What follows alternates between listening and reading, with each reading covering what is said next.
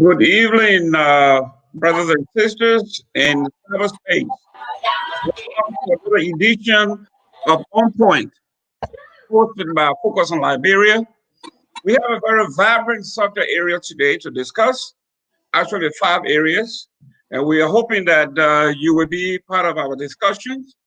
We wish you a happy new year to you and yours. I am here with my host, my co-host, Edward Doe. Today we are going to be talking about issues of interest to you and to our audience. And they are 5 in nature today. After which my brother and partner, my equal partner, Mr. Doe, is going to make his own introduction. But first, let me introduce the subjects. One, we are saying to us, does our brother and friend, our nationalist, Mr. Alexander Cummings, does he have a chance in 2023 to come out as a representative of the CPP? Number 2, in the midst of budget constraints, we are seeing patriotic Liberian building buildings, schools, clinics, and turning it over to the government to administer. Are we helping the government inflate or already bloated economy or budget? Number 3, we are going to be talking something that is very contentious here in the United States and so also in the third world country, same-sex marriage or homosexuality in Africa and Liberia in particular. Is it conducive for our society? We'll have our discussion on that. Number 4, something that is a new birth in Africa, hopefully will take power in West Africa. And today we saw something similar in our sister country, Sierra Leone, where they are about to confiscate properties and assets of corrupt officials. Should we do that in Liberia? Do we have the fortitude to do that? And finally, is the CDC done as the opposition may want us to believe? I'll turn it over to my partner, Mr. Doe. First and foremost, I would like to say Happy New Year to you, Mr. Gamer, and Happy New Year to our listening audience. Definitely, yes, we have 5 issues here to discuss. And I will go right ahead and start with the first one. The first issue here is about Cummings. The question is, does Cummings have the chance to come out as the standard bearer for the CPP party or the CPP coalition? Well, in my opinion, I don't think so. If Dillon, challenge that candidacy, if they have a primary and Dillon is part of that primary, definitely, I think Dillon will come on top. I think Dillon would make a better candidate than Cummings. The fact of the matter here is that Dillon has the support of the Liberian people. He knows the issues more than Cummings. The Liberian people kind of love him more than Cummings. They know him better than Cummings. He's one of them better than Cummings. And then second and finally too, Dillon has the people's personality and skill. Cummings doesn't have those. He's not a people's person. He's afraid of the crowd. He don't mingle well with people. I don't think he knows the issues very well like Dillon knows it. The fact of the matter there that Dillon is a senator. He knows what's going on in the Senate. So he knows how the Senate operates. He knows what sort of corruption is there and things of that nature. So I think Dillon have a broader view in Liberian politics than Cummings. So he would be a better candidate than Cummings. So I will stop right there and let my brother, Jerome Gaiman, go on with his opinion. Well, I would like to be proactive and I would like to be objective. Why Mr. Cummings should come out of that collaboration. Why I agree with you that there are some obstacles because CPP is not a political party. So CPP cannot be represented as at the electoral process. The four collaborating partners have to get together and form a unit or have a primary. According to Mr. Cummings, he does not like the primary thing. So he liked this kind of survey that he introduced. Like among maybe the delegates, they will be able to do that survey to tell who is going to be an effective candidate for the Republic of Liberia. Based on that, and not on sentiment, but based on the qualifications and the know-how, I think Cummings stands a very good chance of coming out of that pack if they are objective. And one of the reasons that I think he will come out of that pack, he has the backing of the former president, Dr. Ellen Johnson Sirleaf. And with the backing of Ellen Johnson Sirleaf, one cannot rule him out. I understand the prevailing forces against him, which is on the left is Joseph Boakai, and on his right, on his immediate right, is Uri. So if Cummings and Dillon do not play the cards right, both of them will lose out to Boakai and Uri in this upcoming 23 presidential selection, candidate selection within that party. Uri cannot be overlooked. His power, his money, his influence on the ground. Joseph Boakai cannot be overlooked. His people, his groundwork, his roots, lacking the money though, but he has that connection to the people. He understands the issue. He speaks the language very well. With the help of the finances of the URI, I think Boakai stands a very good chance of coming out of there if we want to be realistic. But objectively, Cummings cannot be ruled out. I think if you talk about Dillon, Dillon is not in that mix at all. He has not risen to that. Well, I disagree with you, Mr. Kierman. You are off point. You know, Dillon definitely cannot be ruled out at all. Dillon is leading that pack that you listed. Dillon, from this recent election, he put an organization together. In fact, common Liberians are financially supporting Dillon, candidacy, especially so when he was running for the senatorial position. People are giving, contributing to Dillon financially so that he can win that election. So Dillon has started something new that has never happened before in Liberia, whereby individuals, Liberian citizens, contribute, they donate funds to the candidate for his candidacy, for his campaign. That has never happened before. It just happened recently in the Dillon's election and candidacy for the senatorial position. Now, you mentioned the former president, Ellen Johnson. Ellen Johnson is obsolete.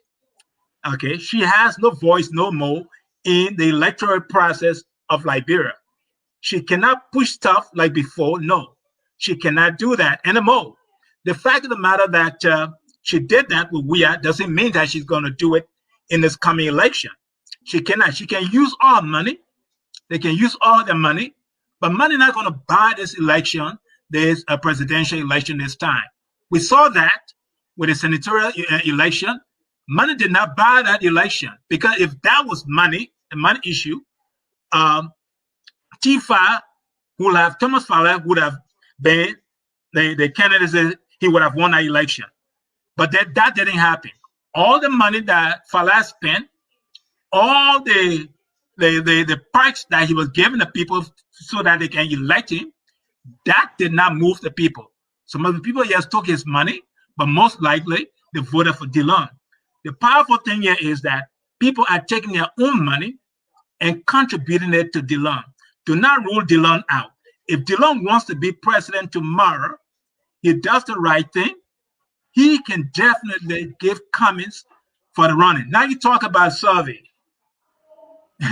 That is funny. I'm surprised that Cummings who seems to be the leading candidate for the opposition, we want to introduce a survey that will favor him, a survey that will favor him, but he doesn't want a primary that may not favor him. No, the survey will be more subjective. It will not be objective. The primary will be more objective. So I would think that for them to come up with a better candidate, they need to go to a primary, not a survey. Well, Mr. Doe, you are a normal person and also a historian, so a student of history like myself.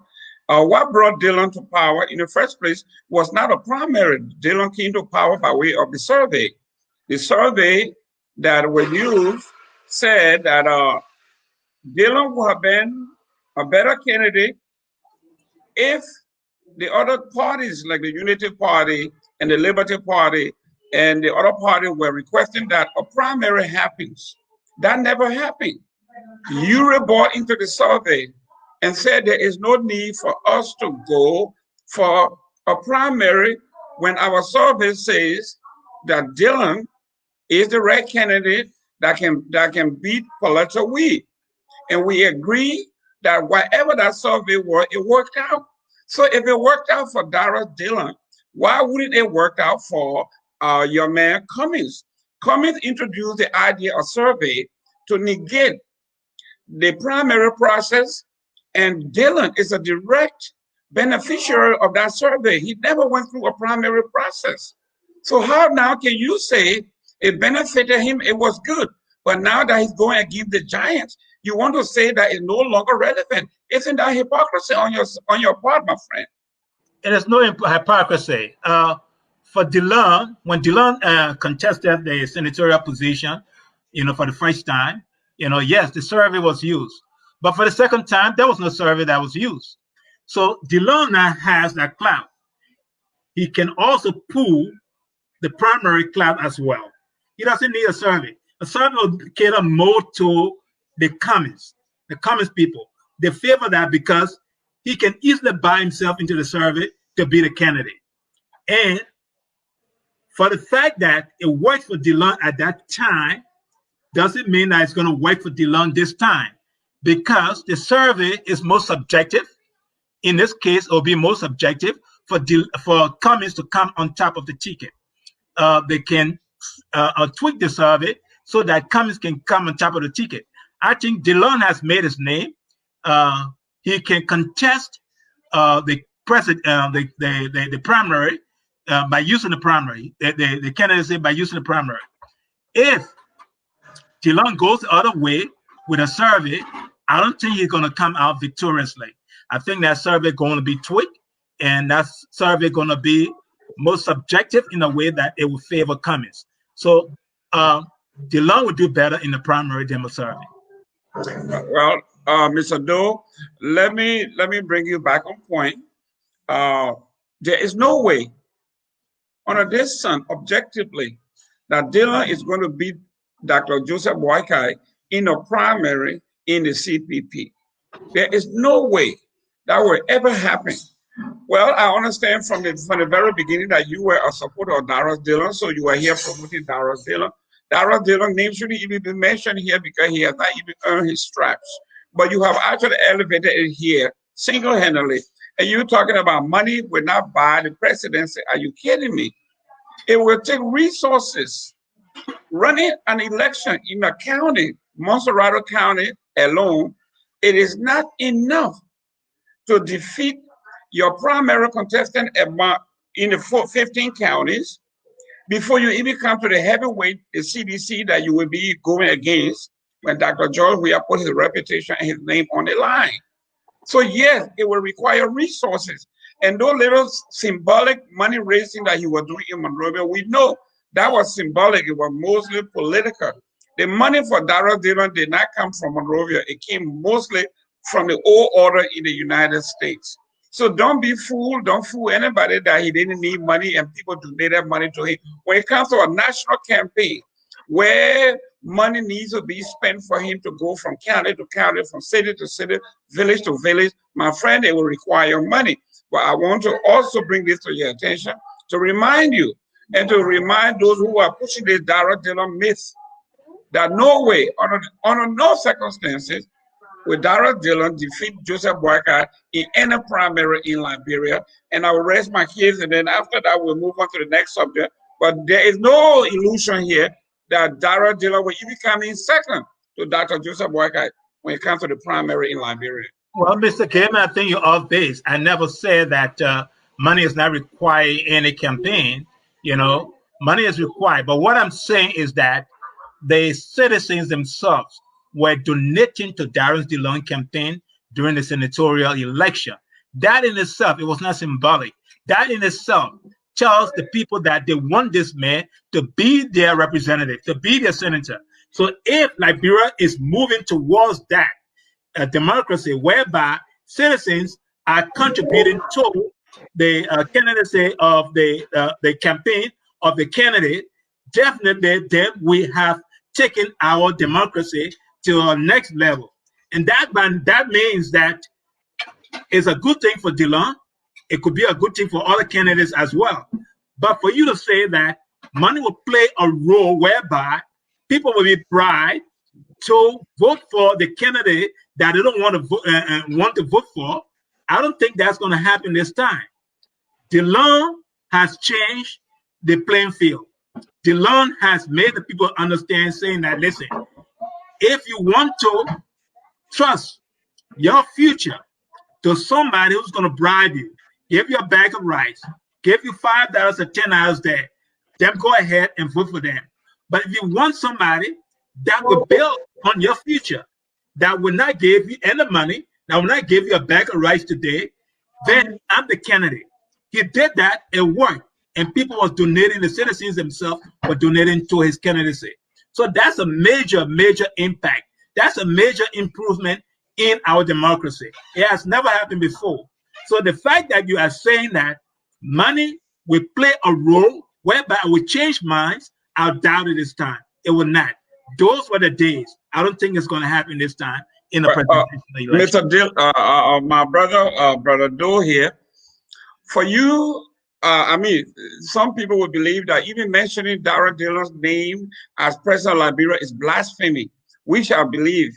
And now, going back to the VPS survey you're talking about, it benefited Uri, what a girl, tell Uri, and it benefited Dara Dillon. So why may you think that it wouldn't benefit them this time? But let's move on to, let me go back to the Ellen Johnson salute thing, where you think money will not, her influence and her money wouldn't make any difference. I want to give you an example of what just happened in Grand Bassa County, when Ellen Johnson salute, against all odds, decided to support a lady, the incumbent that were dead in the water. It wasn't for Ellen Johnson salute support, she wouldn't have gotten out of there. Her financial support, her tentacles on the ground, and all of those things that made Ellen Johnson still viable within the political structure of Liberia, and don't take that for granted. I want to tell you now that Ellen Johnson salute is as powerful in Liberia as she has ever been.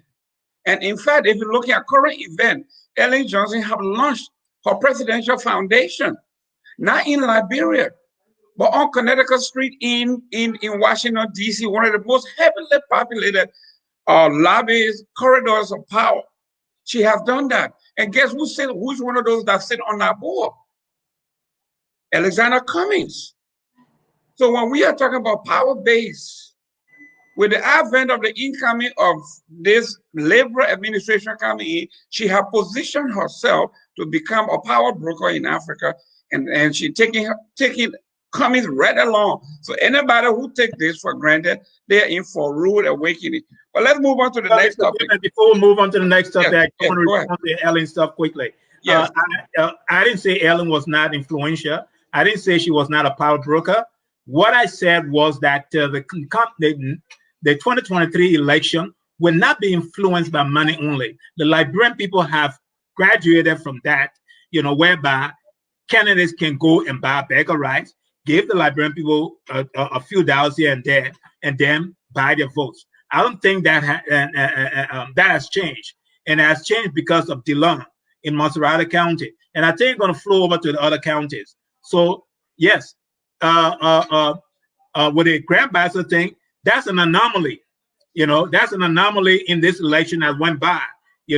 But I tell you though, if the loan was running in Grand Bassa County and Ellen was doing that, the loan, Ellen was going to spend the money for nothing because what's her name? That lady would have defeated Dillon. There is no way that lady would have defeated Dillon. So that is out of the ballpark. Well, first of all, Dillon cannot run in Bassa. Bassa people know him better than you know him in Maserati County. I see if they were head to head. Okay, let's say if Ellen had supported Falah, there's no way that Falah would have won with Ellen's money. You saw that, and Falah had all the money, and still, he lost. So what I'm saying here is that Dillon has built himself a good political niche, and that political niche is strong. And once it gets stronger, when Dillon serves some time in the Senate, and make his name there, it's gonna get stronger and stronger. So watch out for Dillon in 2023. Well, let's move on to the next. I just want to remind you, as a politician myself, I want to remind you there is a big difference between being a candidate, being an opposition, being a critic, and being in leadership. But let's transition to number two. There is the phenomenon in Liberia, and it's a great one. Philanthropists from the diaspora get together and build facilities. I am one of those. We're building a hospital, health facility in Grand Bassa County. In 2007, 2008, we signed a memorandum of understanding with Dr. Gwenagali that upon the completion of the $250,000 hospital we are building, it will be turned over to the government. The government will do the administrative piece. They agreed that they have a small clinic in the DeSoto area where we are building this hospital. And right after our completion, they will transition into that building. But we are going from a 3-room clinic to a 20,000 square foot building. So what we are saying here, we're going to have a maternity center, a pediatric center, a dispensary, a guest house. So what we are saying now is, are we and those who are building, there was another gentleman today that built a school and gave the school to the government to administer. So are we, philanthropists around the world, helping the government bloat or inflate its budget, its payroll? Are we helping? How are we helping? And how are we hurting the government? To some that have called me, they're saying that we are facilitating government adding more payroll, more people to the payroll, and in essence, bloating the budget. What is your take on that? Well, my take on this is this, that it's a good idea. It's a good project to build something and give it to the government. But at this stage, our government doesn't have the money to run, a hospital or a school. The current hospital and schools that we have, that the government is currently running, they can't even maintain it. They can't pay teachers, they can't pay doctors, those kind of things. So as you said earlier, those folks that are against that, they are right. The government cannot afford it. We cannot afford it. The best thing for the government to do is to get into the partnership with these philanthropists and say, listen, that's a good idea. Yes, we can definitely, be administrator. We can administer and run them, run the project or the school or the hospital. But one thing we can do is that we cannot, take up the entire payroll or the entire overhead for the operations of these projects. So we need you guys to come in with us 50-50, or what we can do is, as a government, we can give you guys some subsidies and you run it, or we can give you guys tax breaks and you run it. So those are the kind of things that the government can offer to these people, these philanthropists that are building schools and hospitals, for Liberians. But giving the hospitals or schools to the government to run, to me, it defeats that purpose. The government is not in no position right now to add more expense on them, to add more operational expense, more dollars to their budget. And secondly, the government is not strategic to run such a thing.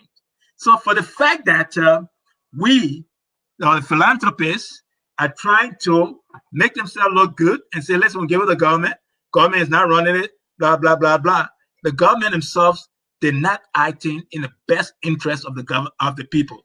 They should say, we can't afford this, we can't run this, but what we'll do is we'll give you tax breaks, you run it, or we give you subsidies to help you run it.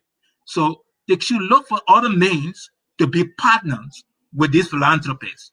And those are one of the two things that I just mentioned, tax breaks or subsidy. You build a partnership there, with these philanthropists. But for you to be the sole person, the sole function to run the school or the hospital, the government can afford that. Right now, we're not doing good with the current ones that we have. So why we're adding more to ourselves? I'll let you take that. Well, when we went into the partnership with the government, when I met with Ellen, I mentioned to her exactly what I'm telling you. We gave the options, the public-private partnership, which is we can be partnered with the government. But if that happens, we have to charge a fee to the Liberian populace for our services. Because when you are talking about opening a center for pediatric children, you need experts. When you're talking about dispensary, you need experts. When you're talking about everything else within the hospital, well, what we were thinking is instead of charging a fee as we do here in these United States for a country, for the part of the country where money is not available, where the folks are extremely poor, it makes sense that the government makes a way, partner with its foreign friends to actually run these facilities that will benefit the poor. For instance, they could partner with the UN, they could partner with the AU, they could partner with ECOWAS, where monies are. Those are agencies that grant money, great deal of money, to governments, to agencies that have proven track records of running facilities as such. We, as a philanthropist, do not have the track record for running large institutions as a hospital. So we found a lot of weaknesses in that. If I were to go out and find administrators for the hospital, the cost will have to be distributed across the board. And I don't think the folks can do it. So I think that the Guanagali was right. The better the facility, the better the services. And according to him, they could find means to run it through our NGOs and not directly by the private partnership that we were suggesting. And people thought we were doing it to make money. But to run the facility requires money. And you are saying that people should buy into it by paying themselves. They pay something to it, which I believe they should do. But I want to hear what you got to say about the private-private partnership. You're a bit of this. I like the idea about fees. That's why I said that the partnership should include a tax break. And that tax break can cover maybe all of the fees or portion of the fees. So the government will not have a lot to offset. So if they give that, for instance, they give you a tax break, you charge a fee, that tax break can cover the fees.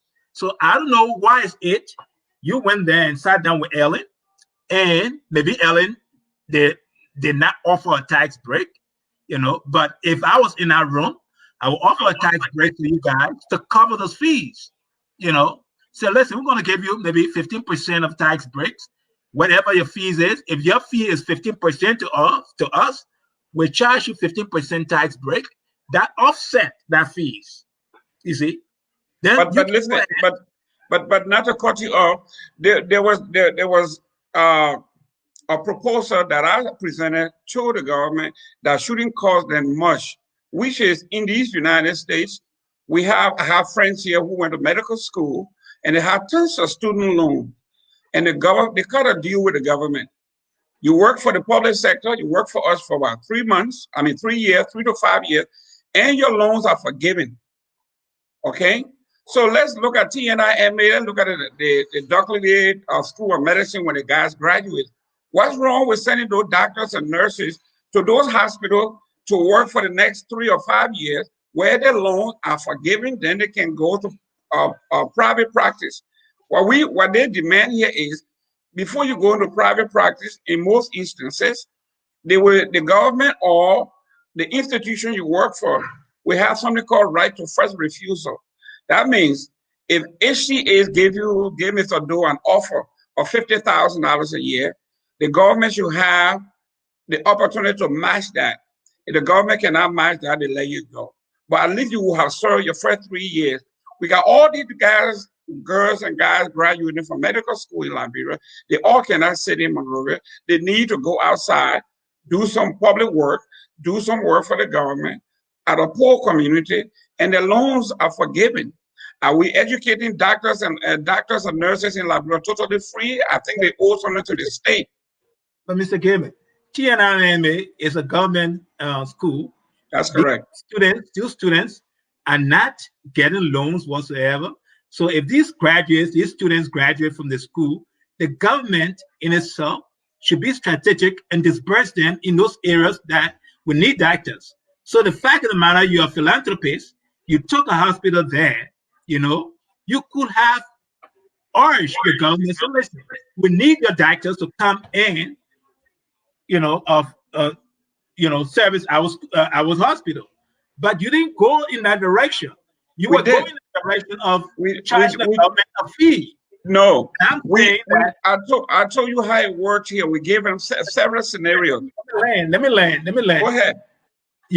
But from what I've learned from you, that first and foremost, there's no loan for these students to cover.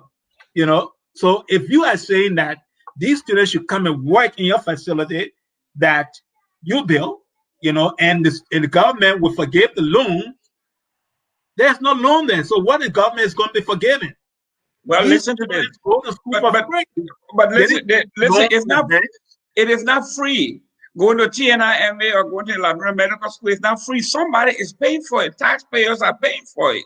Yeah, but so taxpayers paying for it. But the way I understand loan, that's a grant. If you go in there, you're not paying anything at all. That means you got a grant. So it's free.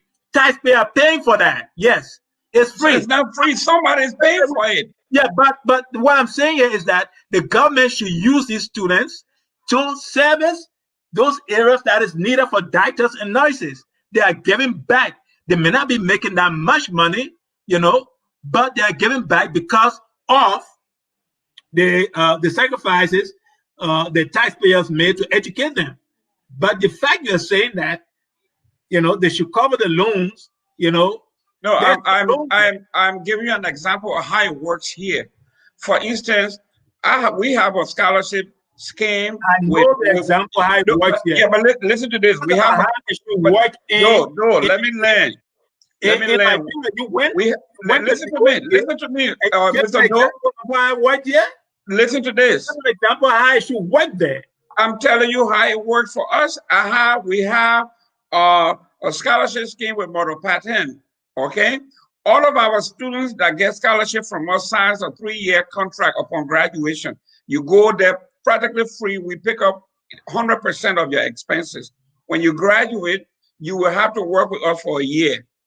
Okay, and when you leave our system, we have the right to first refusal. If the government gave you a job or you find a job in the private sector, we should have the right to match that or you go.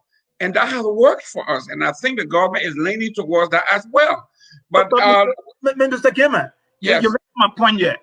First and foremost, you didn't, and your facility did not educate these students.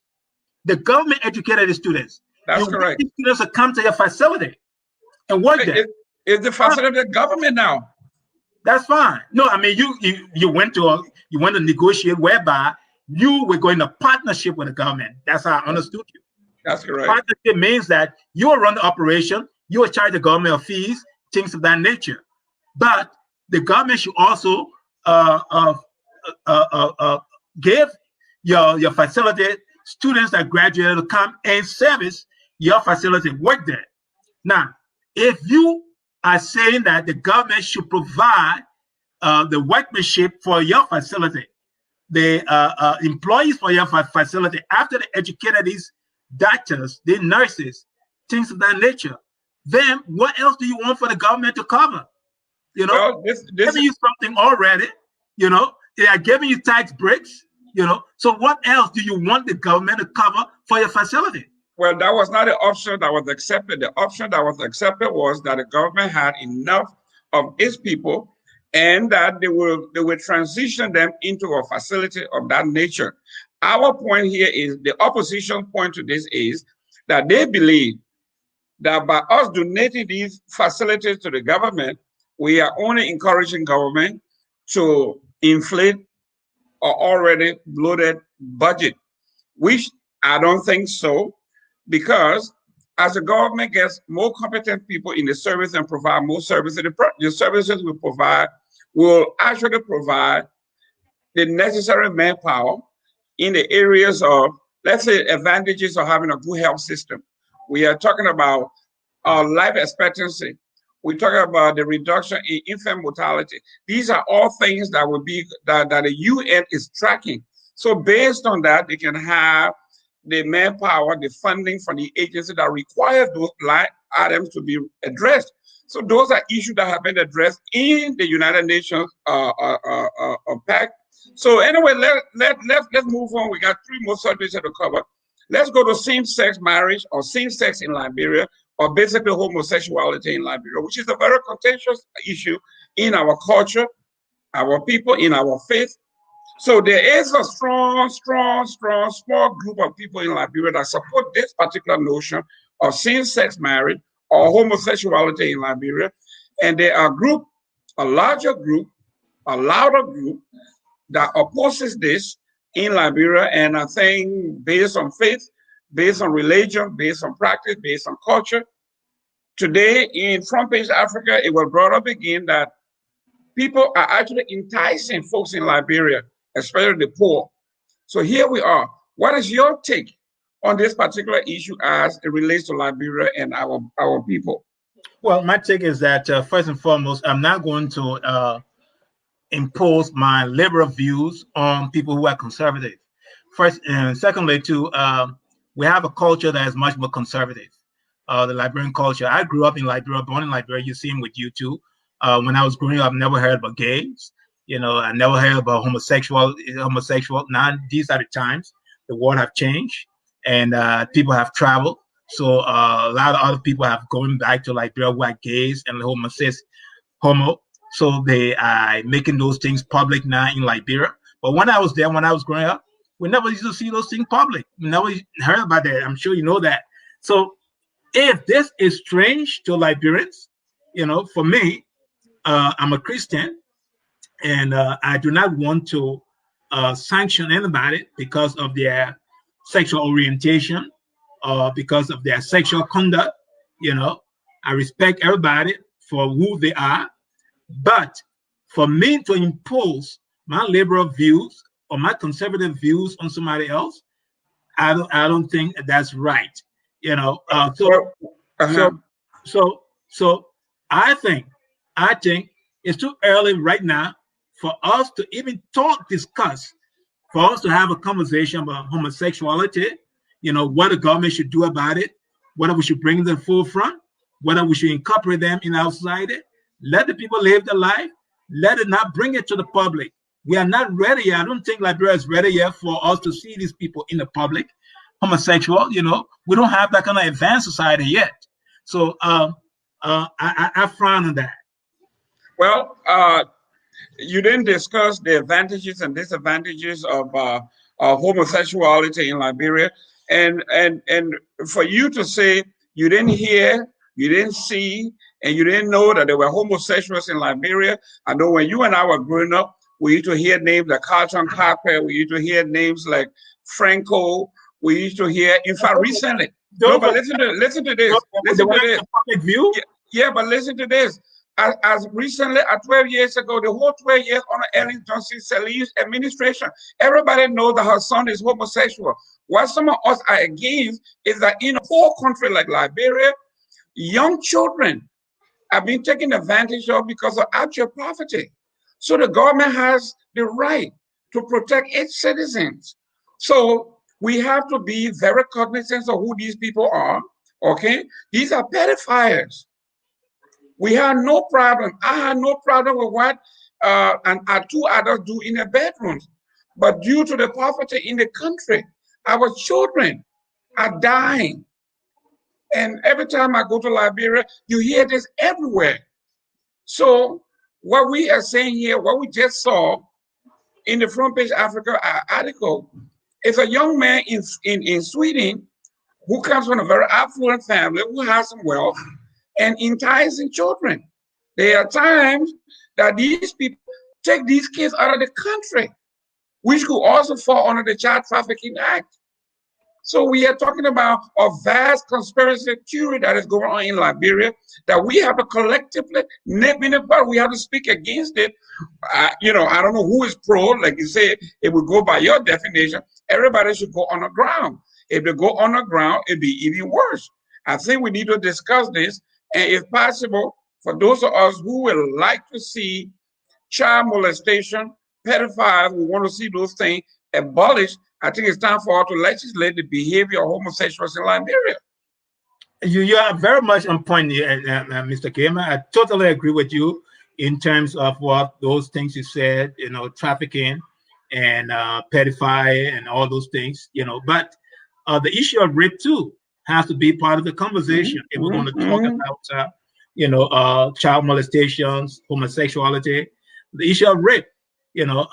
Rape in Liberia is a commonplace thing now. It's very common. Nobody does anything about that.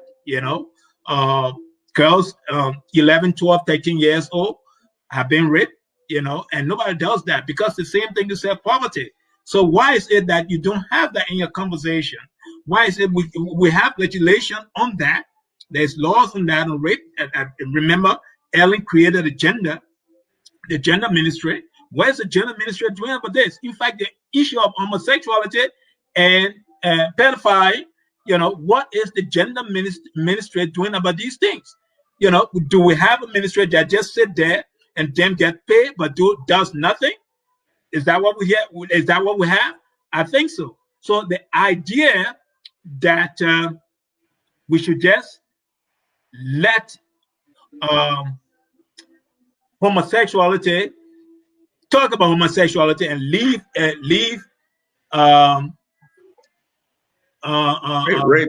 rape and things of that nature. I'm sorry, rape and things of that nature out of the conversation. I think we're truncating the conversation. So the idea here is that we should talk about all these things. And yes, you're definitely correct. I agree with you. The points you made. That's the only time you and I agree on issues. Well, ladies and gentlemen, welcome to Our Point. This is a program that is sponsored by Focus on Liberia.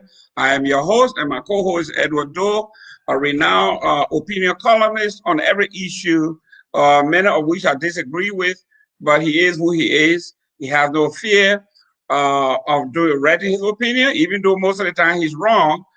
We do go at it. And this is a show that is here to enlighten our folks on issues, some very difficult, but we have to discuss those issues. So, Mr. Doe, let's transition to the new phenomenon. Hopefully, you and I agree on one thing. We're going to agree on another thing, and we're going to have the definition of what is happening now in the third world or in developing countries. The confiscation of corrupt officials' property and assets. This is something huge. And in the United Nations agreed that the third world countries, especially Africa, we have been losing 50% of our assets, the total assets of Africa, being stolen, taken across the border in foreign land. Some estimated as almost 1.6 to $2 trillion that have been siphoned annually from Africa, and Liberia is part of that. And the United Nations has had actually a treaty that have agreed that poverty in Africa, for Africa to be uplifted, or third world country to be uplifted, this kind of corruption has to be dealt with. Now, you are an enormous person. We are talking about 1.6 to $2 trillion leaving in the African continent for abroad, especially in Europe and the United States. How do we deal with it? Is the way the 7 unions are doing it, where they are confiscating properties belonging to corrupt officials, outright confiscating their properties and their assets. Will you like that? If you do, what are some of the pros and the cons about this? Well, definitely there are a lot of pros about it. There's no cons about it, in my opinion. And what is like doing about this? I thought we have an agency that's supposed to, you know, look into this. The fact of the matter is that if there is laws already on our books, we need to implement those laws. There are a lot of corrupt officials in our government who properties need to be confiscated. Even up to the president that you support, his property need to be confiscated. Those 50 duplexes that he built, how did he get the money? Those properties need to be confiscated. And them also too, McGee, Twer, all of these guys, property need to be confiscated. So the fact of the matter is that there's a large range of people in government. You know, if that property is confiscated, we have a lot of government properties that we either can sell or we can use in other ways. So we need to enforce the legislation, the laws on the books. We need to Mr. Doe, I'm not cutting you off, but I'm going to refer to you because you're a Democrat. I'm going to refer to you what George Bush used to say, you're forcing math. That's what you're doing there. When we are talking about assets, we are talking about trillions of dollars in Liberia. We talk about billions of dollars. You are talking about guy who just came here building a house here and there. What's about the 1.1 billion, according to some, that Tubman, okay, stole from the country? What happened to the billions or hundreds of millions that Tubman stole from the country, that Doe, and don't even go further. You got your jurists of the world that are in Liberia that have stolen. Not only did it to the point where even the U.S. banned him from even traveling because he is that toxic. Well, we are talking about 17.9 billion US dollars from 2006 to 2007 that went through the Republic of Liberia in 12 years under Ellen Johnson Sirleaf. You are not talking about the real money. If we did an audit for Honorable President George Weah and McGee and Twer, if they are involved into any corruption that is traceable, they too have to face the drum. But we are talking about real money here. We're not talking about chicken change. So when you are talking about confiscation of properties or money around the world, you are talking about pennies on the dollar when you're talking about 12 as opposed to the Ellen 12 years. We're talking about the Uris the whole time that they were there from 1990 to 2003. And you see they flaunting their wealth, stolen wealth, the Lone Star, the farm, you name it, they have those. Then they flip the money, the stolen money, clean it up, and making more money. Because I remember when I was in Liberia 2004, I was buying a scratch car for $20 a piece, or $5, I mean, scratch car, $20, $30, $40 during the heyday of our poverty. So, Mr. Doe, what is it you are talking about when you talk about you are a normal person? You work in the area of accounting. Why would you talk about chicken change? I'm surprised at you. You support a president that is protecting Ellen to be audited. All right? You support the president. Then you expect this government to enforce the anti-corruption laws and confiscate properties? No. First and foremost, the government is in court with the previous government because they know they want to steal too. So they're not going to enforce anything yet with the Ellen government. We are protecting Ellen. There was no audit done, up to this point. And we are said that he's not going to do no audit. And yet, Mr. Gaiman, you support this president and then you want to come and talk about anti-corruption laws and confiscating property? Come on, this is hypocrisy on your part. Well, Mr. Doe, the last time I was talking to you, I asked you, you were supporting Dylan, and I told you that Dylan was a two-faced person who supported our dual citizenship before he went around and and opposed it. You asked the same question when Mr. Cummings was running. Someone asked him, okay,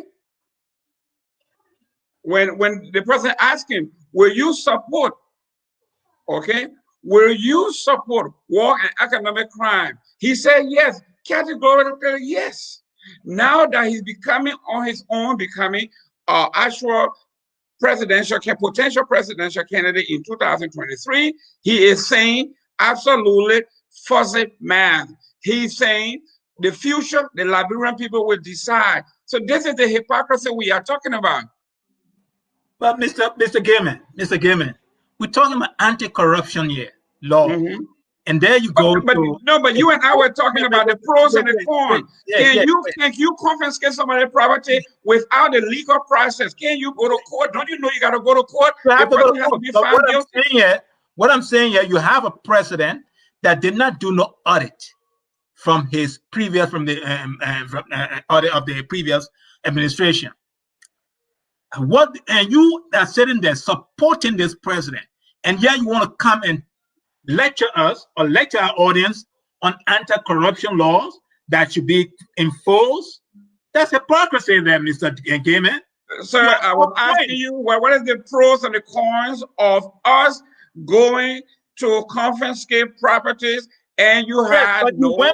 You went back in your explanation and went back to the Tuckman administration, Yes, Tubman, Palmer, Doe, Taylor, so you're talking and about so forth. anti-corruption laws there. So if you are talking about anti-corruption laws, but you support a president that do not support anti-corruption laws, will not enforce anti-corruption laws, then you have very much hypocritical for you to sit there and want to lecture our audience and lecture me on what the pros and cons is.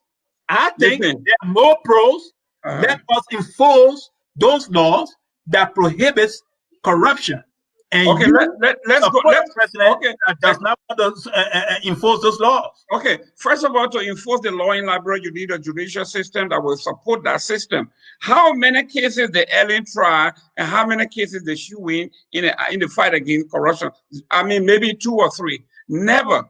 So what we are saying here is the CPP, okay, Mr. Cummings, who said categorically he was going to go out there and go after this war and economic crime. Now that he sees he's on a different side, he is talking about, in fact, he double dipped.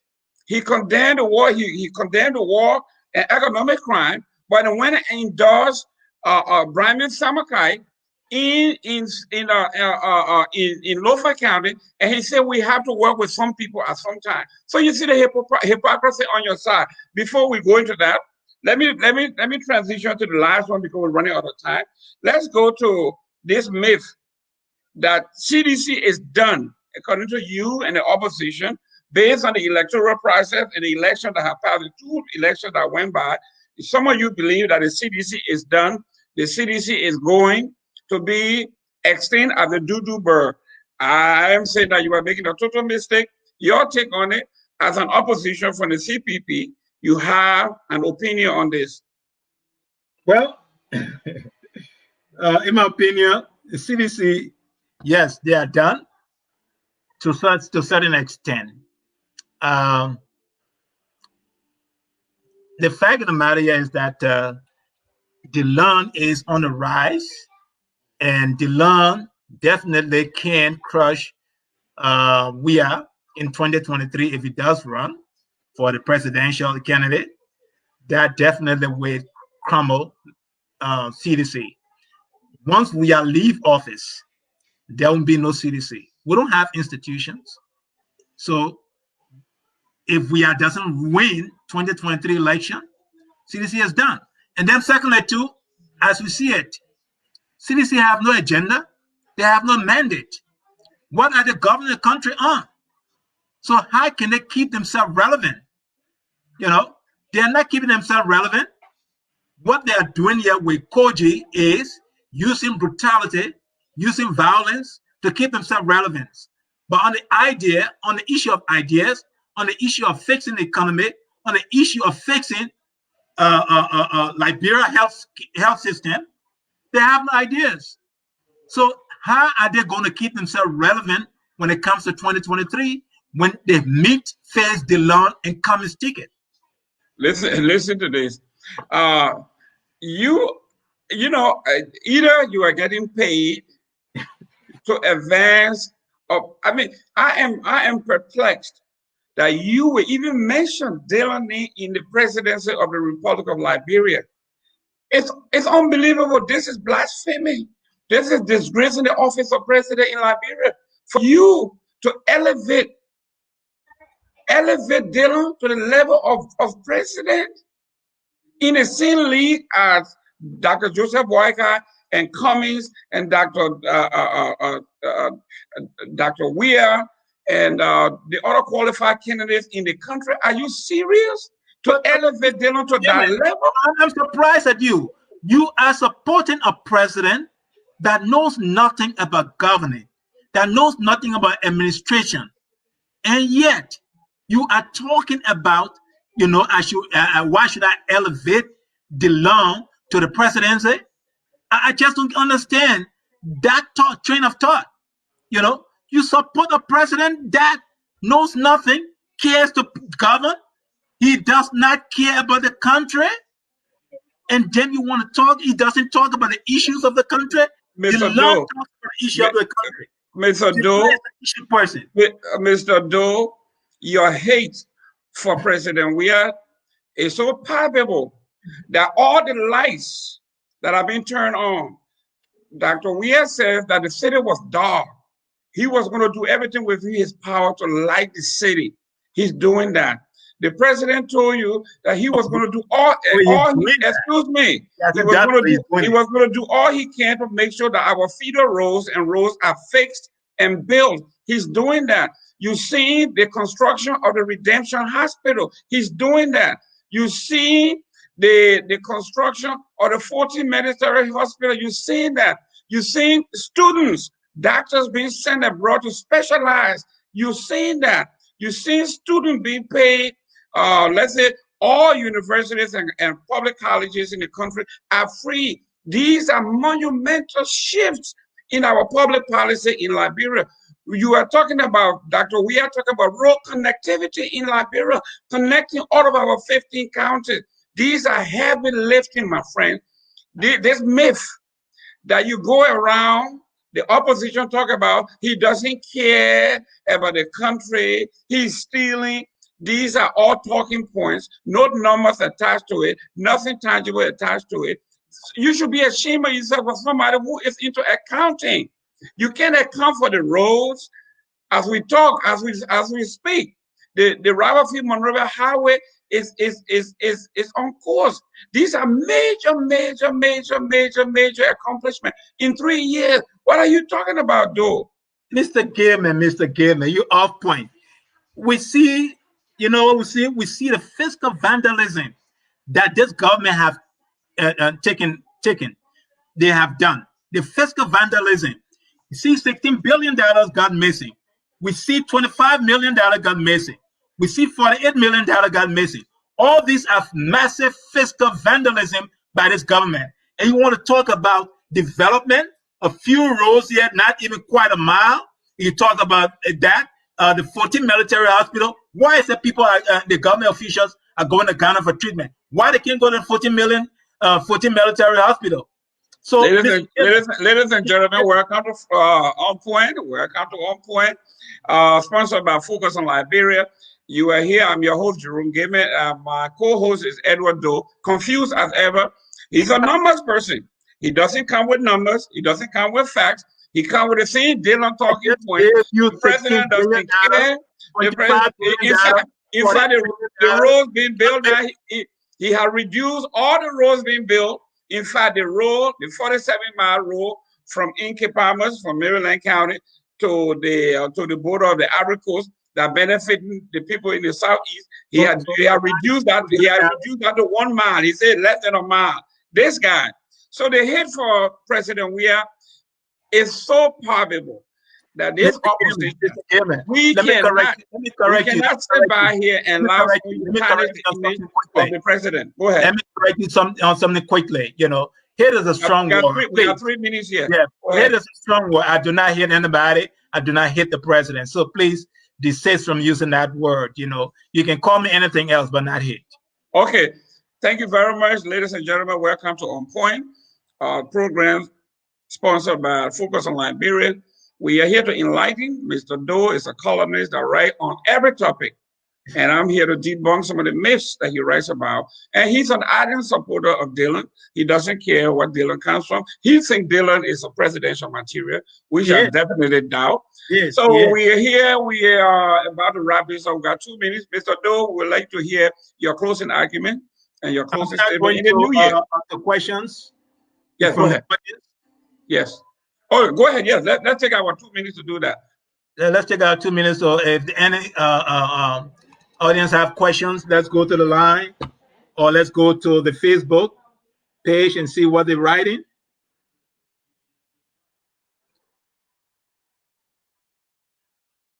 Hold on, let me find that.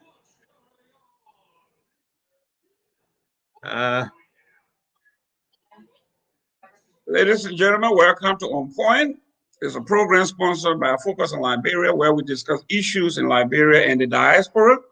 Mr. Doe is my co-host. I think he's in the Virginia area, and I'm in beautiful South Florida. He's always off point when it comes to everything in Liberia, as long as it does not include Darius Dillon, which I think is blasphemy, is denigrating the office of president in Liberia. Any questions there? Yeah, read a few comments here.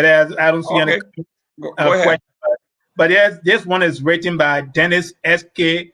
Kake. Dennis says, Mr. Gaiman, if you assert that mentioning Dillon's name is a disgrace to the office of the president, then who are you who support an inept President Weah who cannot sit on a talk show or any public media to discuss anything better for even a little child who get a sense in?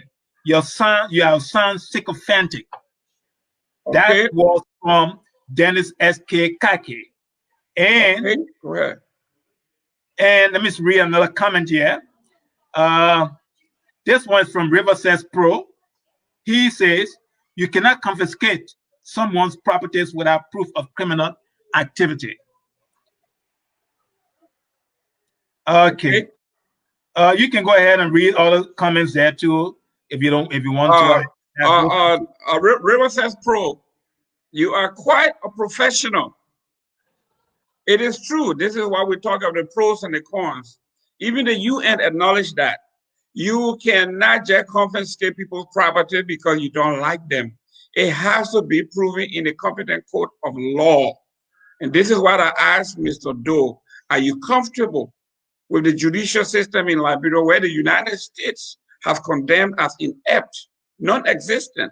The lawyers that don't even go to court win judges, win against innocent people that don't have the money and the power and the clout. And Vani Sherman was used as an example. He never goes to court, but still wins cases against innocent people. So yes, you are right, Mr. Pro. To confiscate is easier to say, but there has to be corresponding cases, judgments against that person. We have to prove that the person stole the money and the person used that money for their own benefits. Other than that, you are witch hunting. So, Mr. Pro, you are right. And to my other brother or sister who said that equating Dylan's ascension, just mentioning his name as a blasphemy, makes me a sycophant for pushing George Weah's agenda. Well, my friend, President Weah has already made it to the top, and he's making major impact. We know what the economy looks like. A country that produces nothing, that is a beggar country. Our budget is based on forecasts. That is what other countries are going to give us. And those countries themselves are shut down, like we are here in the United States, where everything is at a slow pace. It trickles down to countries like Liberia. So yes, I am not a sycophant. I am laying out the facts. If you're going to talk to me, I want you to talk to me about facts. I lay out the roads. I lay out the water. I lay out the lights. I lay out the school. I lay out the scholarship. These are all checkable things. These are things that you can check. We talk about the free education on the college level. We talk about the YF fee. Those are things that are tangible. Yes, sir. Yes. Mr. Chairman, I think you left out a major point from Dennis S. Kake. He said, he was clear in his comment. He said that Mr. Weah cannot even host an interview on issues. Unlike DeLon, who knows the issue, who can go on podcast, go on radio show and discuss the issue, Mr. Weah cannot do none of those things. So could you please respond to that? Why Mr. Weah find himself from keep away from interviews, discussions of issues?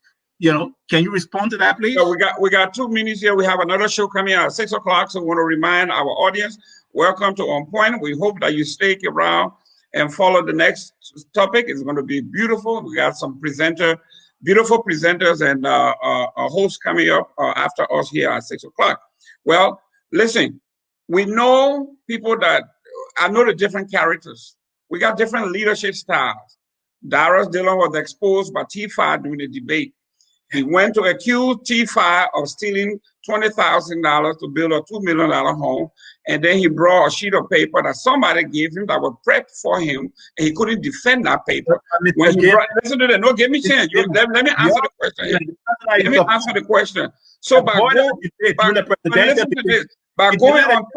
going on talk shows and talking a lot of gibberish, things that have no fact bearing on anything that we do, Darius Dillon have never, the last time I saw him, he had a flat piece of paper that he called a bill that he submitted. It wasn't a bill, it was a letter that he wrote. That's not how you write a bill. But to the common man, he had written a bill to reduce salaries, and that was never the truth. So by the common man going on radio and trying to sell snake oil does not make him competent.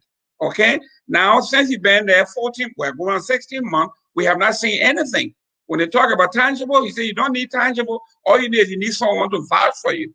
Like Yeke Koluba, you don't need me to do anything. You just need me to go out there and make noise. So development, it is not the issue. These are not leaders, man. You need to get this. These are not leaders, and that is not leadership. Okay, President Joe has shown what he can do. Go ahead, give me your closing remark. Use your tool. I will close with an article that I wrote. Since we're talking about we are government, we're talking about what the CDC has done. Just run through this article, brief article that I wrote in the past. I titled the article, "The We Are Government has been remarkably successful." It seems to me the presidency of George Manuel Weah has been remarkably successful. In 32 months, he has effectively erased the gains of Ellen Johnson Sirleaf's two-term legacy. I don't want to say or face this. I still want to believe that the gains Ellen made in a difficult but tenacious 12 years in office are too great to reverse. And there are a couple of shifts that do indeed seem to be as permanent as anything is in politics. Democracy, election, and free speech, but neither one recalls was a signature goal of Ellen. She began as an alleged opponent of corruption, even though, of course, she was bullshitting. She could only touch the corruption issue in her entire term, and even if she was given a 10-foot pole to do so. As for the rest, in specific policy terms, we are in the CDC lawmakers have succeeded in undoing Ellen's work to an extent I barely anticipate. In economic policy, Ellen's slow winnowing of the deficit, even in times of sluggish growth, has been completely reversed.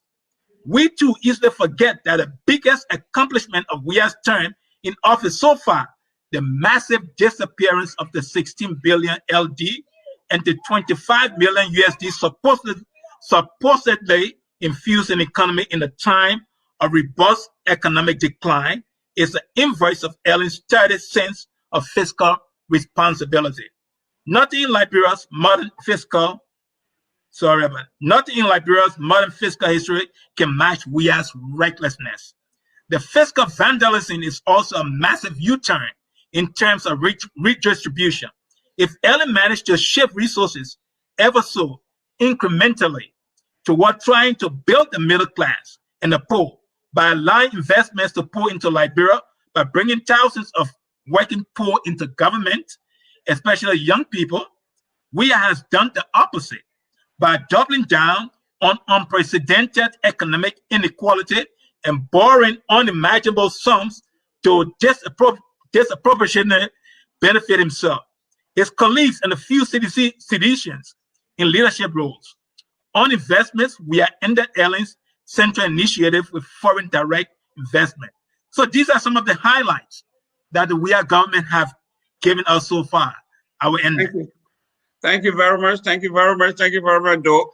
The reason I like you is because you are so obsessed with Dr. Weah that you write things that make no sense. Let me. You talk about gains that Ellen made, but you didn't enumerate those gains. You talk about lawmakers plunging Liberia into the abyss. But you want to exclude your man, Darrell Dillon. Darrell Dillon is part of that lawmaker group you are talking about.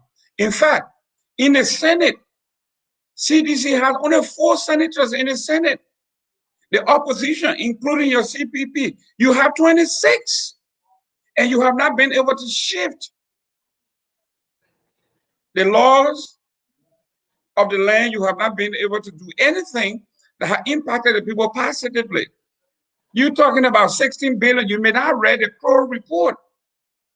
You are so blinded by the hate or dislike of George Weah that you write anything. Now, you talk about investment. You should be ashamed of yourself.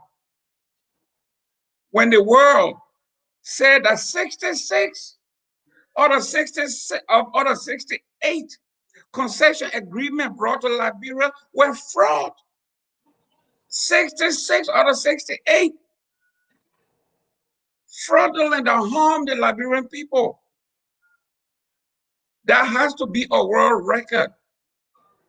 All the natural resources of the country, 66 out of 68,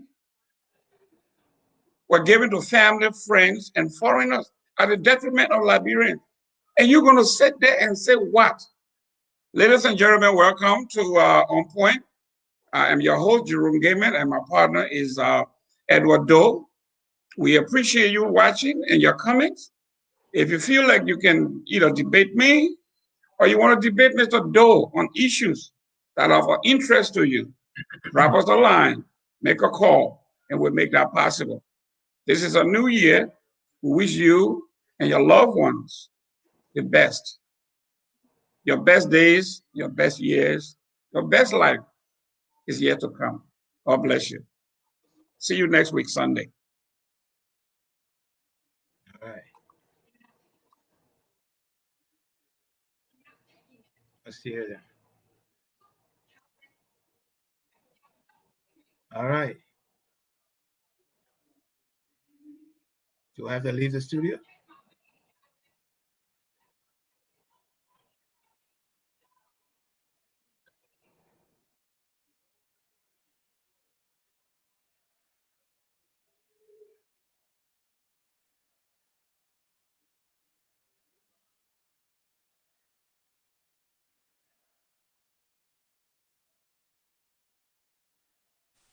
We are Liberia. Liberia is our home. Liberia people. Ilẹ̀ Yorùbá everyone. Liberia. Ilẹ̀ Yorùbá everyone. Liberia.